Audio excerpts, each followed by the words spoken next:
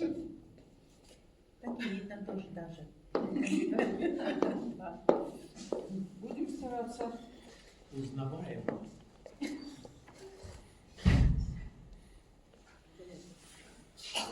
Ну, я как ни старалась, у меня прямо сказочного, такого ведического просто ничего еще пока не было. Может, я впечатлюсь или напитаюсь, может, когда-нибудь появится. А пока я почитаю все, что... Но оно немножко всегда волшебное в стихах. Я спрячусь от самой себя, под собственным крылом. Я в легком платье среди дождя, под маленьким зонтом, и жмется платьице к ногам холодным мокрым псом. А в зеркальце моем мадам с вполне сухим лицом. Короткие такие, да? Разные. Есть и короткие. А то не знаешь, хлопать или что? Да, давай ты там все прочишь. Я прочитаю, вы похлопаете. Если прям очень захочется посредине, то я тоже не буду. Вы мой сон, мой мираж. Просыпаюсь, хватаюсь за воздух. Вы мой бог и мой паж. Вы мой необитаемый остров. Память в тонкую нить расплетает заветный клубочек. Сетевить и ловить каждый жест, каждый взгляд между строчек. И свободою птиц задохнуться за облачком белым, и не ведать границ ни души, ни сознания, ни тела. И над гладью морской выпить яд из разорванной сети. Целовался со мной прибой, и всю ночь обнимал меня ветер.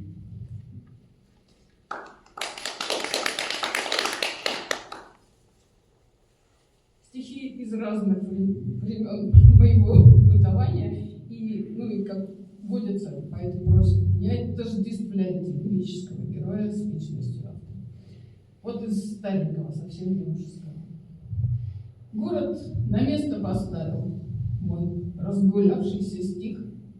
В рамках обыденных правил он виноват затих. Где-то в другом измерении, может, в созвездии другом, пел он, горя вдохновением прямо под летним дождем. Там, где смешались порядки с вечные нормы сломив, пел он почти в лихорадке свой самый светлый порыв. В мире разбрызганных красок, вольно сплетая букет, пел без ужимок и масок свой самый светлый сонет. Золушки росчерк оставив искренность строчек живых, в рамках обыденных правил пойманной птицы затих. Чуть подальше. Чуть подальше от микрофона, все время бум-бум-бум. От дыхания.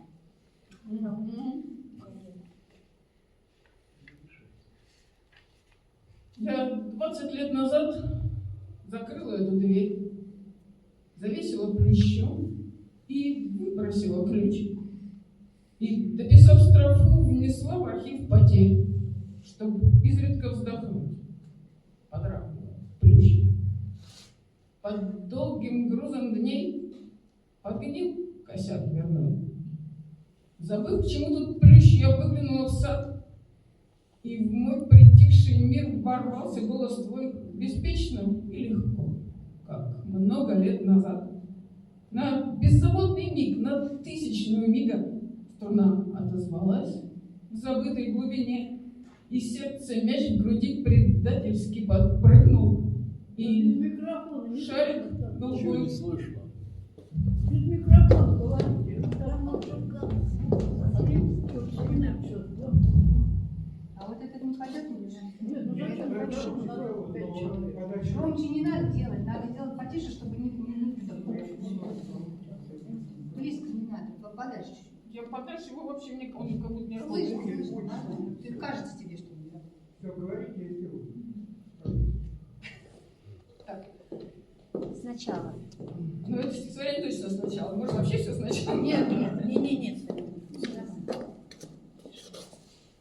Я 20 лет назад закрыла эту дверь, завесила плющом и выбросила ключ.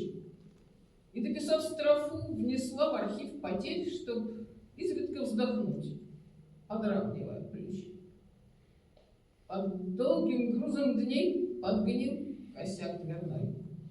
Забыв, к чему тут плющ, я выглянула в сад, и в мой притихший мир ворвался голос твой беспечно и легко, как много лет назад. На беззаботный миг, на тысячную мига струна отозвалась в забытой глубине, из сердца мяч в груди предательски подпрыгнул, и шарик голубой привиделся во сне. А наяву ловлю встревоженные взгляды, с улыбкой в никуда вздыхаю не впопад, а наяву твержу себе и тем, кто рядом, что было, то прошло уж 20 лет назад. Что, шарик?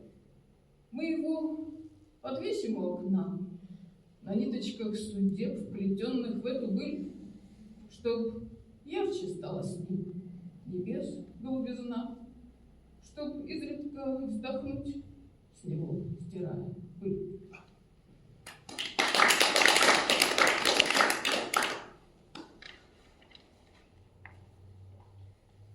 Вот еще одна, как бы сказка. Выбираем с дочкой свадебное платье. Хороша принцесса, а в глазах испуг. В бутафорском блеске за зеркальной гладью отразилась свадьба, выпорхнув из рук. Будто в зазеркалье все уже свершилось. Бал, цветы, улыбки и, конечно, принц. Все, о чем мечталось, грезилось и снилось, все, что навевало пенье райских птиц. Там, в финале сказки, свадебные марши, хэппи-энд, музыка, титры в полутьме. Хэппи-энд, а дальше? Мама, что там дальше? Может, я ошиблась? Мама, страшно мне?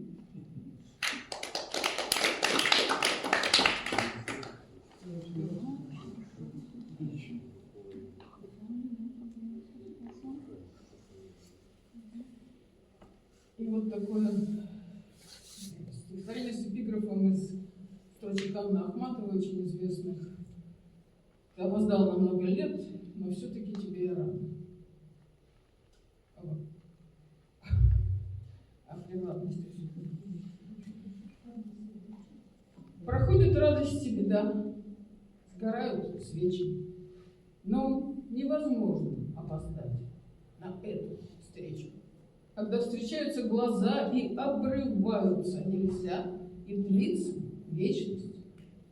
А чтобы встретиться смогли глаза и руки, мы с двух сторон сюда несли слова и звуки, свою мечту, свою печаль, свою израненную даль, бессонниц муки, свои победы и грехи, и боль, и детские стихи, и страх разлуки, вечный поиск и полет, и горечь тризны, и суеты водоворот.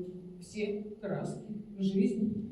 Ведь только с этим грузом мы две половинки одной любви, одной весны, одной травинки, одной любви, одной весны, одной бескрайней тишины, одной слезинки.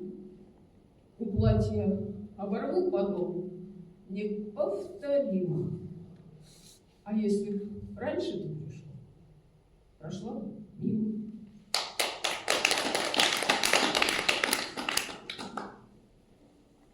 Ну и как мне прочитать стихи об августе?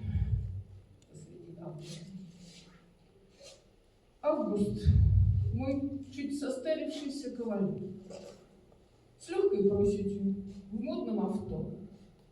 Он подчеркнуто мил, наполняя фужер так изысканно терпким бордо. В нем смакуя игру предзакатных лучей и тепло обещаний храня. Выпьем за безрассудство июньских ночей и беспечность июльского дня. Золотые шары, свежий мед, звонкий спас, спелых яблок забористый сок.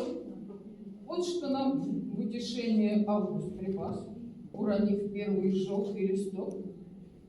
Мой вечерний наряд элегантен, прост, и немного по-летнему смел. Нам распахнута вечность под россыпью звезд, но уже обозначен предел.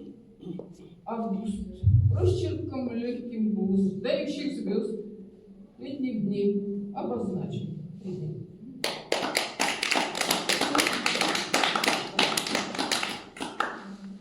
А будьте добры, без разговоров в зале, пожалуйста.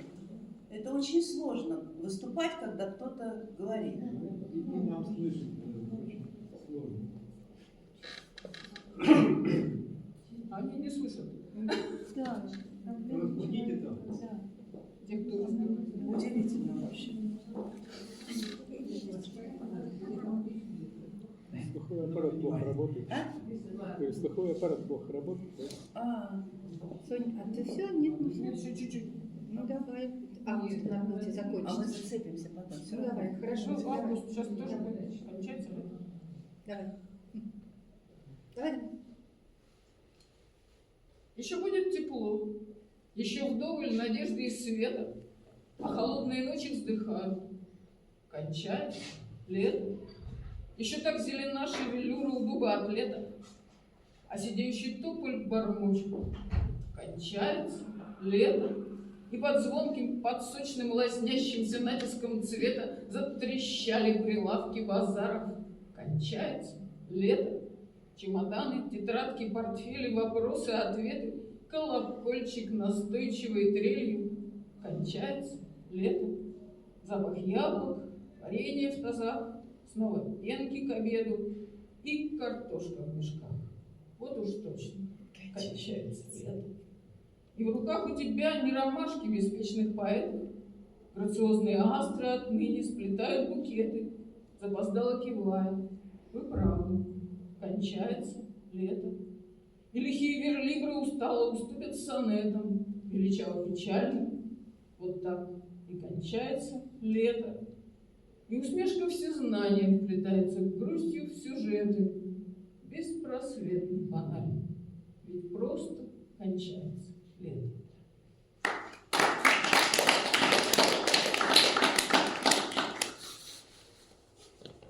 У меня еще тут парочка.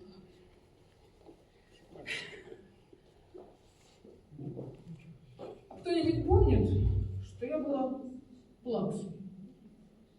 Сломалась игрушка, оставила кляксу, разбитая чашка, на улице слякоть и дразнится Сашка. Все было поплакать. Охотник Пивпав, умирающий зайка, и зайка промокшая, и горе-хозяйка, и баба-яга, и Иванушка в печке. У Сонечки глазки на мокром местечке. И дразнится Вовка, ты Лёва корова. И плачу я снова и снова. Ах, сколько воды с той поры расплескалось, а сколько ошибок слезами омыто. Не то, чтобы я плакать совсем перестала, но все ж не сижу над разбитым корытом. Слыву оптимисткой, покуда успешно свой груз обращаю в пассивную ношу. А вдруг захотелось вот так, безутешно, как в детстве, поплакать над зайкой промокшей.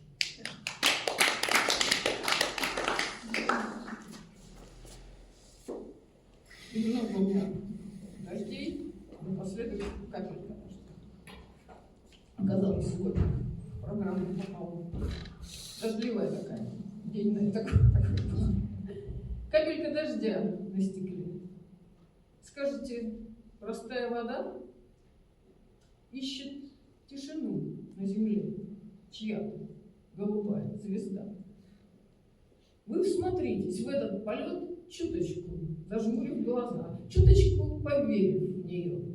Вот уж и не видеть нельзя. Вот она летит прямо к вам, прямо из далеких миров, прямо из неведомых стран, волею безвестных богов. И пока покой не настиг, посмотрите, как хороша. Проживите маленький миг, преломленным светом дыша.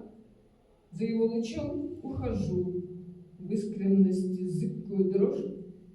Только не спешите, прошу, говорить про слякоть и дождь.